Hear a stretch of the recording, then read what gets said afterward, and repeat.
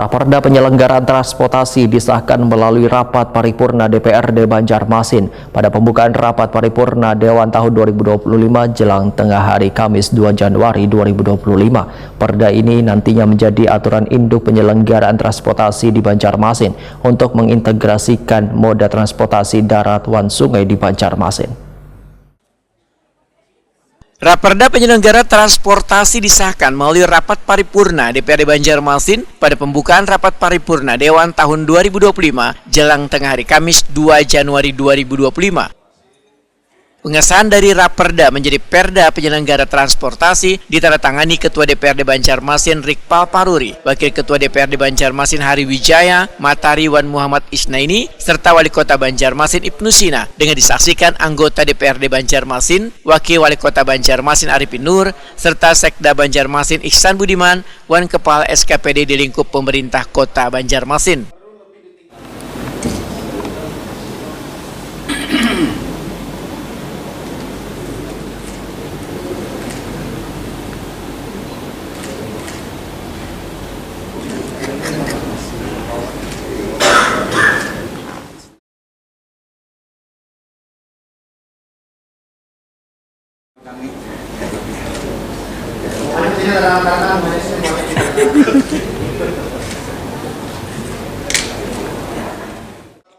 Ketua Pansus Perda Penyelenggara Transportasi Apri Jaldi Wetakuni Prima TV memadahkan peraturan yang memuat sebanyak 280 pasal ini dimulai pembahasannya sejak Agustus 2023.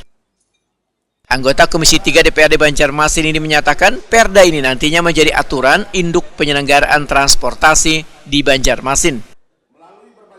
Ya memang Perda ini nantinya akan mengatur berbagai macam hal. Salah satunya juga potensi-potensi PAD yang ada di penyelenggaraan transportasi. Nah di dalam Perda ini potensi-potensi itu kita atur supaya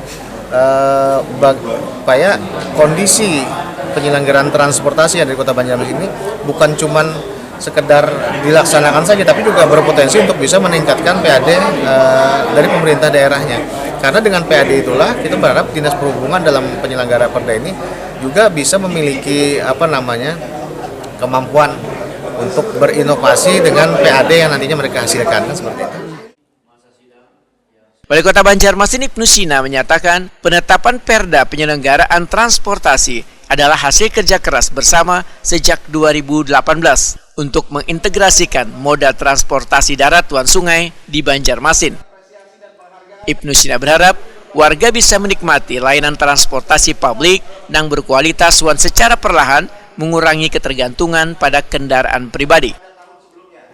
Ini kan amanat dari Undang-Undang Cipta Kerja sebetulnya untuk mengintegrasikan moda transportasi kita supaya masyarakat bisa mendapatkan pelayanan dasar, pelayanan publik dasar berupa transportasi yang aman, yang nyaman. Dan kita sudah bekerja sangat keras sejak tahun 2018 yang lalu. Sehingga Trans Banjarmasin bisa kita wujudkan. Kemudian juga 2023 kita pembangunan untuk kawasan integrasi dan 2024 selesai. Jadi tahap 1, tahap 2 sebagai dasar Perda ini untuk integrasi kawasan transportasi sungai dan transportasi darat. Mudah-mudahan di 0 km itu menjadi contoh bagaimana pengelolaan integrasi transportasi. Karena transportasi antar moda itu penting untuk memastikan masyarakat mulai mengurangi penggunaan kendaraan pribadi.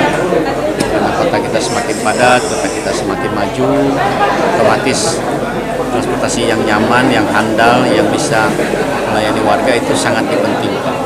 Saat ini kan kita bisa lihat ibu-ibu tanpa takut, bagi yang lansia-lansia dia memang gratis naik Trans Banjarmasin dan itu menjadi pilihan bagi masyarakat dalam mobilisasinya dari satu tempat ke tempat.